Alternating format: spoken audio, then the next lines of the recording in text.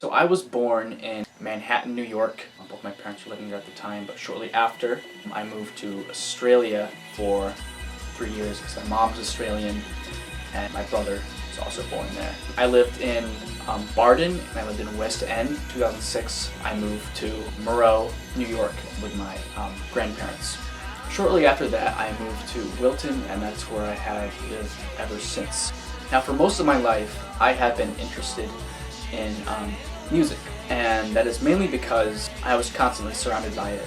My dad is a huge music guy. He has a vast amount of tapes, CDs, and records, and they've just constantly been, playing throughout my childhood. And it wasn't until around 5th grade where I was given an iPod Shuffle, and that's when my dad recommended me a whole bunch of different artists, such as the Magnetic Fields and Animal Collective. Later on, me and my friends wanted to actually kind of experiment with making music together.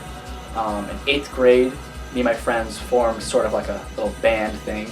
It lasted a year or so, but it was still nice to work with like-minded people who wanted to also make music.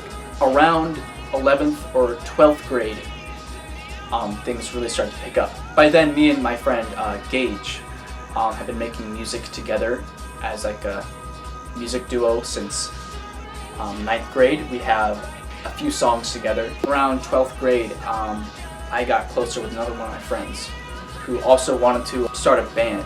We started jamming together mid 2021, and we all really clicked together. We all knew like what kind of sound we were going for. All these jam sessions all sounded really well.